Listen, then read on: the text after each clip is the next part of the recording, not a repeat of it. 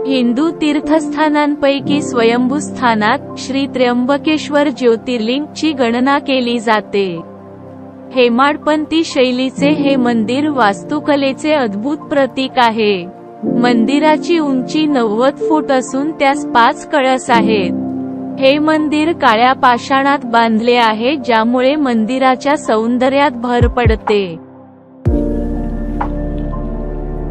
महाशिवरात्री हा भारतातील प्रमुख सणांपैकी एक आहे। हा दिवस फाल्गुन कृष्ण चतुर्दशीला असतो। पौराणिक संदर्भानुसार या दिवशी श्री शंकरांनी सृष्टीची रचना केली। त्याचप्रमाणे या दिवशी शिव पार्वती विवाह झाला। हा पवित्र दिवस भक्तांसाठी मनोकामना पूर्ण करण्यासाठी अति उत्तम मानला जातो। या पवित्र दिवशी भक्त कुशावर्त तीर्थावर पहाटे स्नान करून त्र्यंबकेश्वर ज्योतिर्लिंगाचे दर्शन घेण्यासाठी एकत्र येतात। मंदिरात दर्शनासाठीची वेळ सकाळी 5:30 ते रात्री 9 पर्यंत असते। तरीही या दिवशी मुख्य मंदिरात हा उत्सव दिवसाचे 24 तास साजरा होतो। अनेक प्रकारे महादेवाची पूजा या दिवशी होते, ज्यात ज्योतिर्लिंगावर जलाभिषेक व रुद्राभिषेक केले जाते। अनेक प्रकारचे होम हवन तसेच आरती या दिवशी केली जाते। अनेक भक्त या दिवशी रुद्रजाप करतात। प्राचीन परंपरेनुसार महाशिवरात्रीच्या एक दिवस अगोदर अनेक भक्त प्रदोष व्रत करतात। प्रदोष व्रत केल्याने शरीरातील चंद्राचे तत्व सुधारले जाते। अशी मान्यता आहे की चंद्र सुधारल्याने शुक्र व बुध देखील बळावतात। शुक्राने ऐश्वर्य व बुधाने नोकरी व व्यापाराच्या ठिकाणी लाभ होतात। अशा प्रकारे प्रदोष हे मन व शरीर या दोघांवर प्रभाव टाकणारे आहे। शिव महापुराणात प्रदोष व्रताबद्दल अधिक माहिती आहे। या प्राचीन मंदिराची देखभाल पाहण्यासाठी त्र्यंबकेश्वर संस्थान ट्रस्ट स्थापन करण्यात आले आहे। संस्थानातर्फे भाविकांसाठी भक्तनिवासाची देखील सोय करण्यात आली आहे। या पुरातन ज्योतिर्लिंगावर श्री त्र्यंबकेश्वर संस्थान ट्रस्ट मार्फत पंचमुखी मुकुट स्थापित केलेले आहे। अशी आख्यायिका आहे की हे मुकुट स्वतः 5 पांडवांनी स्थापित केलेले आहे। हे पांडवांकालीन मुकुट दुर्मिळ असून अनेक हिरे रत्नादिकांनी जडित आहे।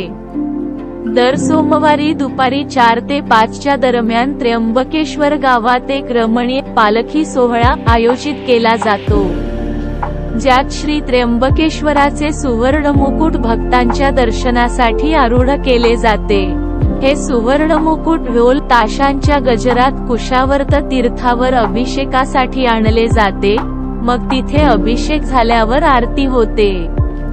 आरती झाल्यावर नामघोष गात पुन्हा त्र्यंबकेश्वर मंदिरात हे सुवर्ण मुकुट प्रस्थापित केले जाते। अशा रीतीने एका विलक्षण अशा पालखी सोहळ्याची सांगता होते आणि भक्तगण उल्हासित होतात। पौराणिक संदर्भानुसार असे सांगितले जाते की ब्रह्मदेवांनी इथे एका पर्वतावर श्री महादेवांना प्रसन्न करण्यासाठी तप केले, जे पुढील काळात ब्रह्मगिरी पर्वत नावाने विख्यात झाले। या पर्वतावर एकेकाळी गौतम ऋषींचा आश्रम होता।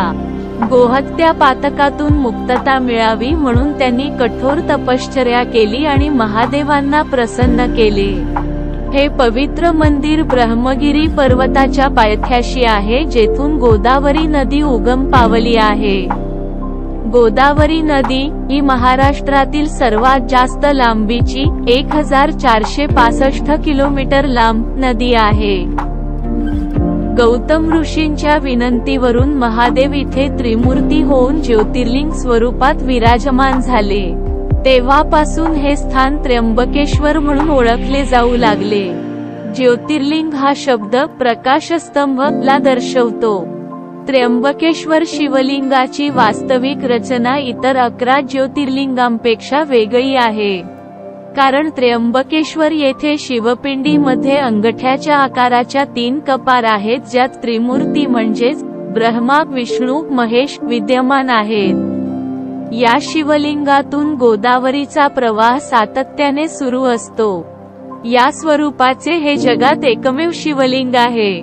आणखी या मंदिराची विशेषता अशी आहे की ज्योतिर्लिंगावर त्रिकाल पूजा केली जाते, जी स्थानिक माहितीप्रमाणे 350 वर्षांपासून चालू आहे, जी 12 ज्योतिर्लिंगांपैकी केवळ त्र्यंबकेश्वर मंदिरातच होते.